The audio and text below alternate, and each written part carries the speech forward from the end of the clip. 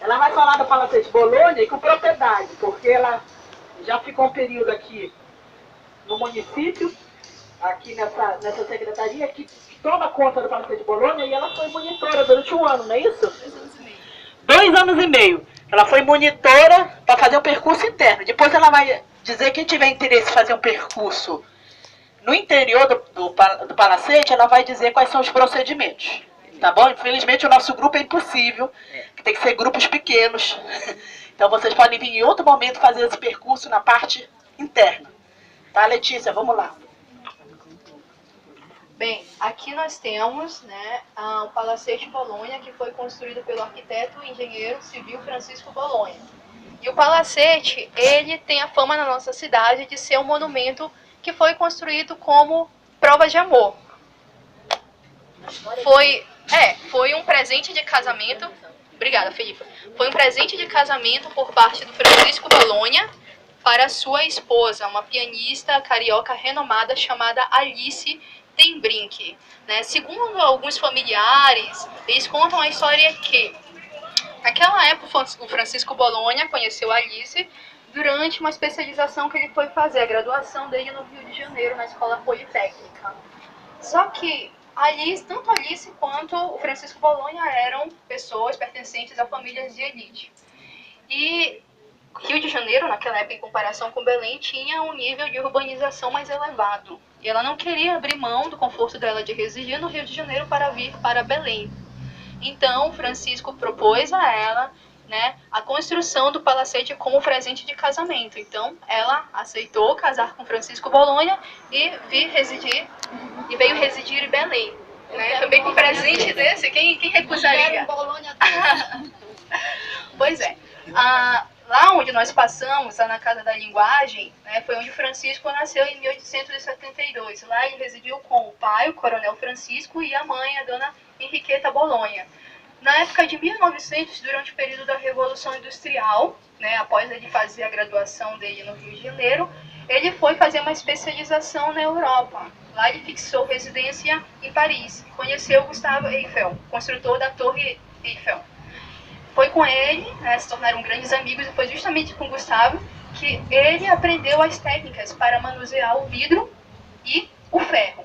O Francisco Bolonha, além de construir o palacete, também foi um dos principais engenheiros contratados durante a intendência do Lemos para fazer construções grandiosas, também ter participações em projetos de construções grandiosas.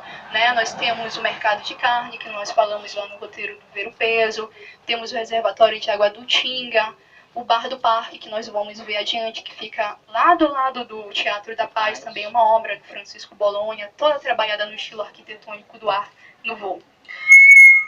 Desculpem. Bem, eu vou virar aqui, que eu vou tentar interagir aqui com o palacete. O palacete ele é constituído de 4 pavimentos, né, contando com térreos, sendo que esse primeiro pavimento aqui, que vocês veem, né, onde tem esses detalhes florais aqui na frente, era um pavimento social. Geralmente era utilizado para fazer os sarais musicais, reuniões políticas, e também eram utilizados para fazer os jantares em família. Então era um ambiente mais sofisticado do palacete.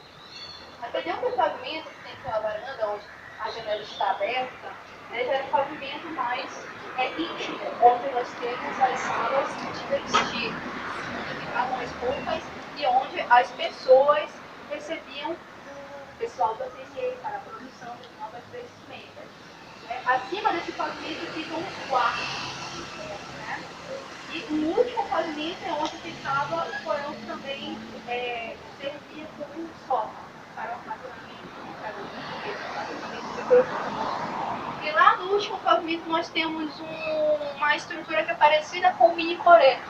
Na verdade o nome é o mirante, que Francisco Bolonha construiu justamente para ter uma visão estratégica da cidade de Belém. Aí o palacete já surge, né, importante no processo de verticalização da cidade, porque ele era considerado aqui nessa região, né, a única construção com mais de 3 andares. Então Francisco Bolonha tinha uma visão privilegiada, né, podia ver a Praça da República, o Teatro da Paz, A procissão do Círio de Nazaré, que antigamente passava aqui na José Malcher e somente depois de alguns anos foi transferida para a Avenida Nazaré.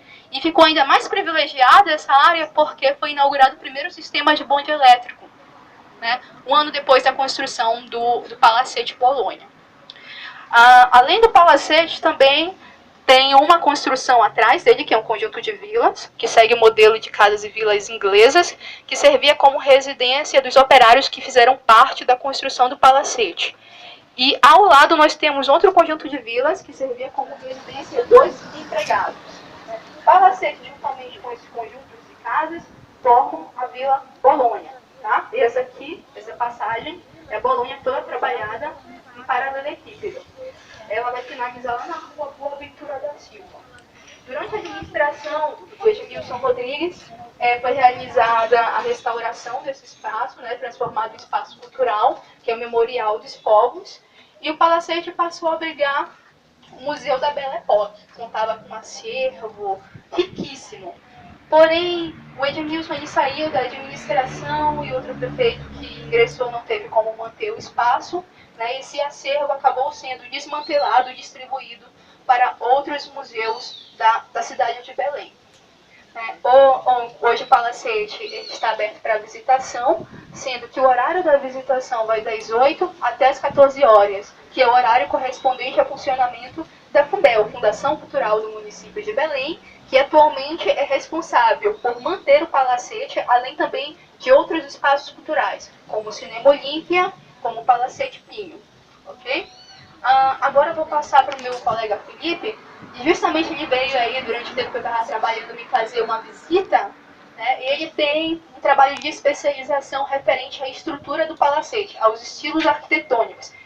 E vale a pena ressaltar que, durante o período que eu estive trabalhando, muitos estudantes, principalmente de arquitetura, me procuraram para fazer trabalhos. Por quê? O Palacete é considerado uma das construções mais ecléticas no que se refere aos estilos arquitetônicos de influência europeia. Neoclássico, barroco, rococó, gótico. Mas o Felipe, que é especialista na área, vai falar melhor sobre isso para vocês. Segunda a sexta, das 8 às 14. A entrada aqui pelo estacionamento do memorial, tá? Porque a gente não tem uma placa assim especificando, então muitas pessoas acabam se perdendo. Direcionada a visita aí dentro, paga para entrar, nada? Não, é gratuito. E alguém nos orienta? Tem um monitor que faz acompanha a visitação monitorada. Isso.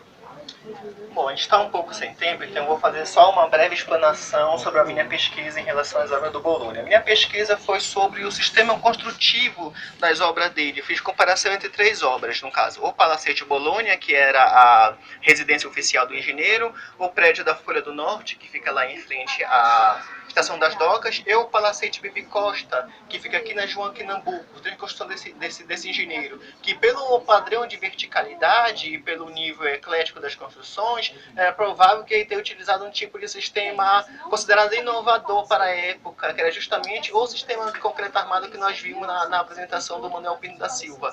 Quando eu estudei esse palacete, o que eu descobri? Ele não utilizou exatamente o concreto armado nessa construção. Se nós compararmos algumas obras dele, ele utilizou um princípio de concreto, mas não exatamente o concreto armado. Se nós pegarmos esse palacete que tem bem aqui na esquina, que nós passamos por lá, o palacete Faciola, nós vemos que internamente o sistema de piso dele ele ainda é o original das construções da época. Ele é barrote em madeira, com piso e assoalho de madeira também. O Palacete Bibi Costa é a mesma coisa.